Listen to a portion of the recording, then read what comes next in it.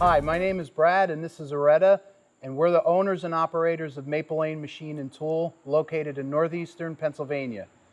We're here at our new shop and we'd like you to come on in for a quick tour.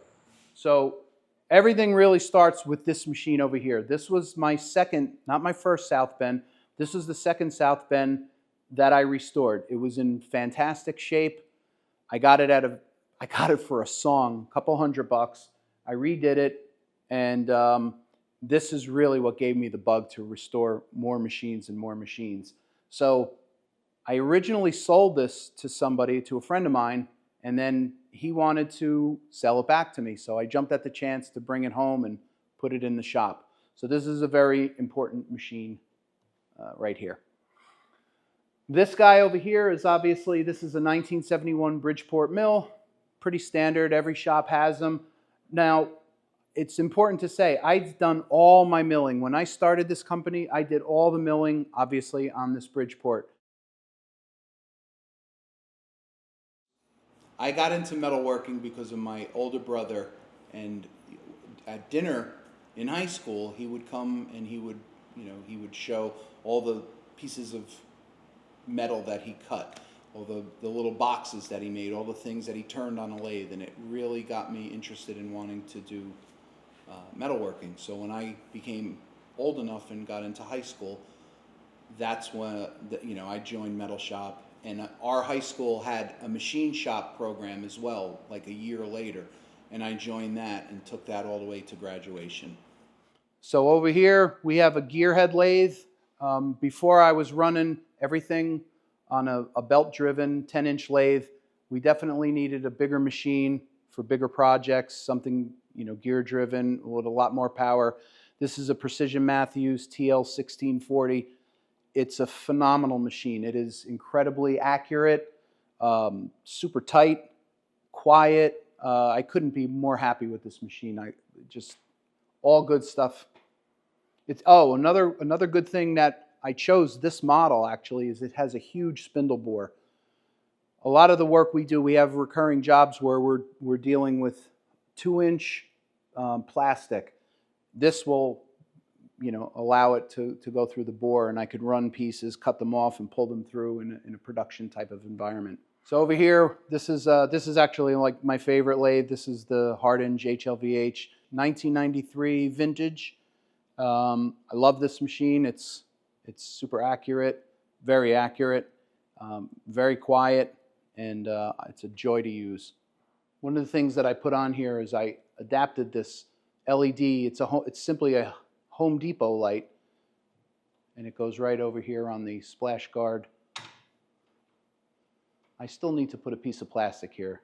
These machines originally came with a piece of plastic for guarding, but I keep it like that, and we're just running a normal Dorian tool post. It's got the old Accurite. I don't have the rotary phase converter on, but it's got an Accurite 3 system. This is probably from the early 90s.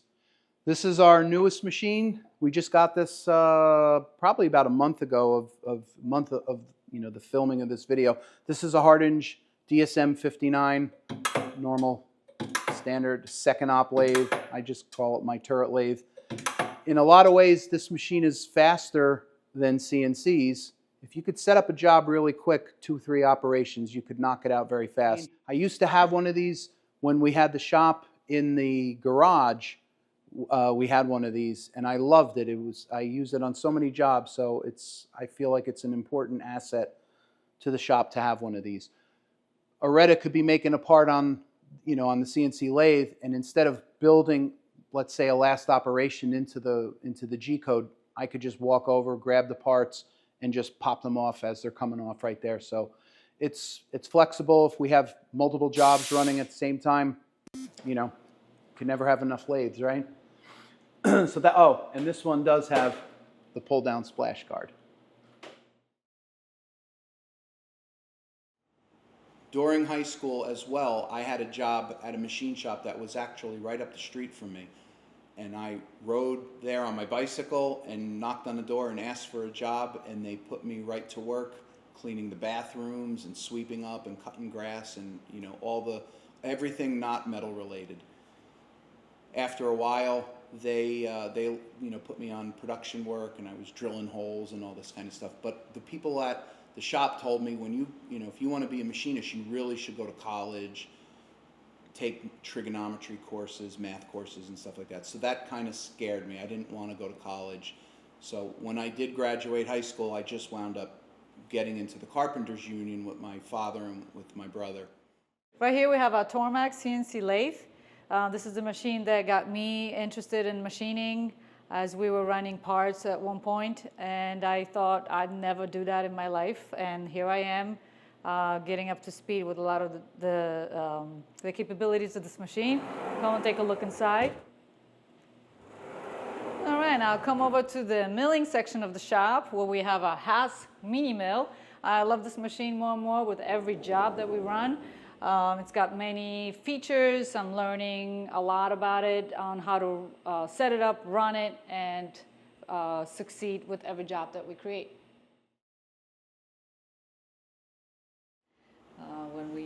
When I said I was going to help you with one of your jobs, that was the turning point. Yeah. I had before I shut business down in order to sell my prior house and look for this one. We had one last order from one of our customers, and it was a big order. And Aretta said to me, like, don't worry about it with packing and everything. She says, I could help you. And with the packing and with running of the parts. With the packing and with the running of the parts. So I was cutting material on the lathe and handing, bins over to Aretta, and she was taking them over to the Tormac and running them and manning this machine and the Haas CNC.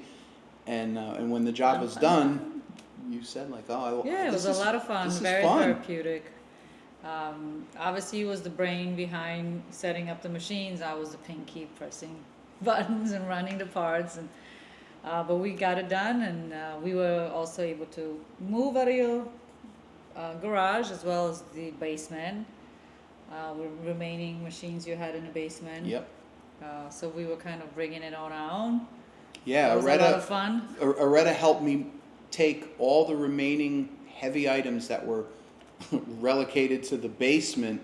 So when I got the CNCs in the garage, a lot of things had to go back down into the basement again. We just ran out of room, and Aretta helped me like winch all the stuff out. We bought a winch and hooked it to the back of the truck and pulled everything on the skids. So it was a lot of work, but we got it done, and that's when you decided. Right? Yeah, we put the machines in storage.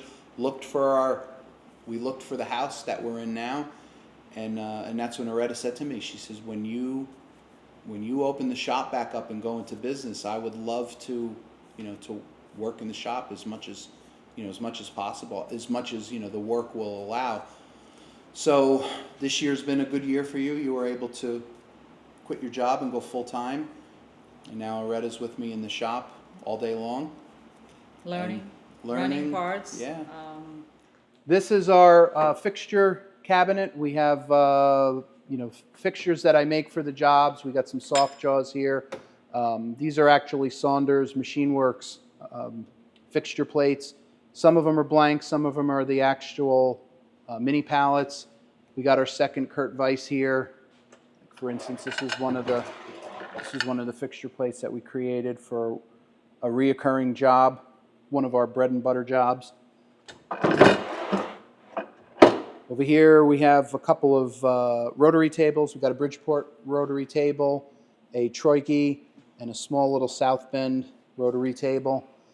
Some accessories for the big Precision Matthews lathe. We've got ourselves a Suburban Tools Spindexer. This is a bit of an inventory rack that we have here. We keep customer jobs here and some backup inventory. These two are backup inventory for our customer. These are parts made out of PEEK. Here's another. This is a current job. This is gotten delivered to the customer. And this is an extra piece that we have. Is keeping for inventory. We have some Scotch-Brite pads up here and some other inventory down here. Shop rags, usual storage. Over here is a normal 6-inch grinder. This is a tool and it's a Rockwell. I forget the year, but this is a Rockwell tool and die grinder, tool bit grinder, I should say. CBN on one side, diamond on the other. That's where we do all of our tool sharpening. Over here, we just have a hardware cabinet, standard Fastenal hardware cabinet. Just got some racks, shelving cabinet right here for miscellaneous stuff. So this is just a regular rollaway, you know, filled with just mechanics tools, different things. Old Cleveland drill cabinet. We have all our drills. It comes here. We got numbered drills, fractional, letter drills, and our taps. We got some gauge pins over here. Chemical cabinet full of various chemicals and oils for the shop. This area over here is a bench that is currently holding 2 machines that are in flight for restorations right now. One of these is a South Bend 10K, and the other one is a South Bend pedestal grinder. Over here is our surface grinder. It's a Boyer Schultz 6-inch, 6x12 surface grinder. Parts washer. Pretty typical parts washer. This is a 1997 Deckel SO D-bit grinder. This here is our Darrex drill sharpening. So this is really like a sharpening station that we have here. I wound up buying these desks on Craigslist. These are old, I forgot the brand of them, but they're made in Ohio, made in America, nice quality desks. You could get them for a song. Over here is the TS Prof sharpening for knives. So we do sharpening here, lapping plates. We have 2 different lapping plates. These come from Standards Granite. Over here is a California Air Tools 60-gallon air compressor. It is quiet. I could, you know, if this thing were to come on right now, we would be able to have a conversation. It is pretty quiet. Very happy with it. And let's see what else. This is our other bench over here. This has the South Bend shaper that we're working on restoring. I bought this grinder, I brought this shaper back in 2017, I think. This is when the shop was in the basement. This is our drill press. This is a South Bend drill press. This is a bench model. I actually have a floor model over on the other side of the shop, which I'm going to swap out and turn, you know, this restored one into the floor model. But these are great drill presses. They're rock solid, and, you know, what could I say? It's a great machine. I was woodworking in my basement. I had a basement full of woodworking machines, and I was building a wine cabinet, and I needed a part for my table saw. And a quick thought process was, wow, I wonder what kind of machines I used to use back in high school to make little bushings. I could use one of those right at this moment. And I immediately remembered South Bend Lathe, and I did a Google search on a South Bend Lathe and saw pictures of all the restorations that people were doing on the Practical Machinist forum. I joined Practical Machinist. I bought a lathe. I had to buy a lathe at that point, so I picked up a South Bend Heavy 10 lathe for $400, and I went into the Practical Machinist forum and learned how to restore machines. And before you know it, one machine led to another, to a milling machine and a surface grinder. And before you know it, within 2 years' time, all my woodworking machines had covers on them. They were all pushed to the side, and I had a whole basement. I had a whole machine shop in my basement. So when we moved here, this pole barn was unfinished. It didn't have heating. It didn't have the proper electric. The walls weren't up to snuff like we wanted it to be. Brad put insulation, framing, double insulation. Then we put up plywood, painted it. He ran all the electric, converted to 3-phase power. The rotary phase converter, right? yeah. What else? The airline, you ran all the conduit up on the ceiling, closed off whatever gaps we may have for to preserve the air, you know, in the summertime, air conditioning as well as heating in the wintertime, so we can be comfortably working here all year round. He did a wonderful job. Yes, it came at a standstill, you know, the business came at a standstill, however, but here we are now fully up and running. Happy how everything came out. Very proud of him. Looks beautiful and it's very functional. And so we're able to work here all year round. How is it in the summer? It's very comfortable. I mean, I can deal with the 72 all year round Fahrenheit, so I'm comfortable regardless. I mean, obviously, in the wintertime, I think it would be anywhere between 60 to 65, maybe at the most. Yeah, that's where we keep it. Yeah. This machine over here is our flex arm, the A32 model. What's great about this machine is obviously it comes with this big fixturing table. You could put a chuck on here, you could put a Kurt vise, and when you have tapping to do, you don't have to take your setup down from one machine, you know, to run tapping, or you can offload the tapping functionality out of your CNC if it's cumbersome or whatever, and just offload it to this guy right here. It taps. You could hook a drill to it, drill chuck. You could put a countersinking in here. And the beauty is you move the tapping to the hole. This is our floor standing model of the South Bend drill press. So we got 2 in the shop now. This section of the shop is the metal fabricating section. It's a little small, but we've got a standard shop press. We have a metal bender and an abrasive saw, and we got our welding equipment here. We got a Miller MIG welder, and we got a Synchrowave stick and TIG. We have our welding fixture table set up here. I am running an American rotary phase converter. It's a 40 amp, I believe the model is a 40 amp. It'll give us 40 amps connected to the breakout box, with the 3-phase breakout box, and we have a few machines plugged into that. Over here is our horizontal bandsaw. This is a Precision Matthews as well. Great quality, very accurate saw, coolant.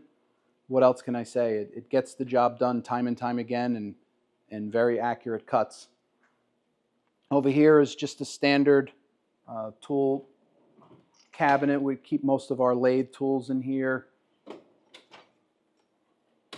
Metrology equipment, just various measuring tools and stuff. Some deburring. Right here is a bit of a display of some of the parts that we make here in the shop. So we predominantly deal with stainless steel 316 mostly, and PEEK. There are a couple of jobs, like for instance these small spacers were done out of Teflon. Wanted to show you guys this. This is the first CNC project that I ever created. I wanted to encompass as many operations as possible, and you could see I did not hit the mark with my chamfers. So I improved it, and we got a better surface finish. We got the chamfers aligned. So I hang on to this because this is really what started me in CNC. And these 2 parts, these come all the way back from 1988 when I did these in high school. Our teacher had us create an arbor press and one of these little drill press vices. So these are just, you know, tool storage hardware cabinets. These are actually cabinets that came from Radio Shack when Radio Shack went out of business. So, you know, we got nuts and bolts and various hardware. See some fittings here. Tools, some of the things that we've made, you know, fixtures that we've made for the shop to actually get jobs done. Here's some stuff for the turret lathe, knurling tools, various indicator stands, and our hardened collets. One nice thing as a collector's piece, we got these old South Bend lathe drill charts, decimal equivalents, and obviously the obligatory Starrett decimal tap drill tap, do all, end all chart. Using some of the manual machines as well as the automated, Tormac and mini mill. It's been a lot of fun. I do like to run the manual machines as well, because that teaches me on what's being done. It's sort of slower, more of a hands-on process where you can see, okay, how certain parts are being made, and what's the process of tapping and whatnot. You actually, and the feel, you actually Exactly. get the difference, a big difference between the, manual and in CNC is manual. You're actually feeling the metal get cut. It's a very responsive, method. And he's a great teacher. Watch one of his videos. Thank you. Yeah, I like it. I like it all. So more to come, and I'm looking forward to learning as much as possible and being able to create the programs on my own with CAD and CAM in the future. Over here is the desk where we do all our CAD and CAM programming. I especially like the very nice big monitor where we can see all of our programs. Pretty cool. No shop is complete without the microscope. This is our granite surface plate. It's a Standridge. A few years ago, I took a tour of their facility during the Barzy Industrial Bash, and I came home and ordered one right after it. Watching this get created was pretty interesting. We got some height gauges here, and we have a Standridge 90-degree square, and we got a little inspection table right there. This is our Nikon optical comparator, great for checking out threads, edges of tools, you name it. Got the penny view, the upside down penny view. But these are actually great for doing things like that. It has a DRO down at the bottom, so we can actually do precise measurements of things that you really can't see that well with the naked eye. All right, and last but not least, in the shop we have exercise equipment. We live out in the country and there are no gyms around, and to get any kind of exercise we installed this fold-up gym. This is a PRX gym, and you literally just do this. And there you go. You have squats, whatever. You do all your exercise. Now, if you look all around here, this whole area seems to be a little bit empty. And the whole idea with this is to be able to bring a car in here. So I could put a full-size pickup truck inside this portion of the shop and work on it if I need to. And I've done it a few times. No shop would be complete without having air for cars. So if you come to the shop and we can't help you, at least we could fill up your tires. Well, thanks everybody for coming along on this shop tour. It was our pleasure to bring you in and show you around the shop. Hopefully soon we'll bring you along for a new shop tour when we outgrow this building. So if you need anything made or prototyped, don't hesitate to reach out. We'd love to hear from you. Hi, my name is Aretta, and this is my husband Brad, and we're here in Mapleine, Machine and Tool in North. Look at there you go, you see?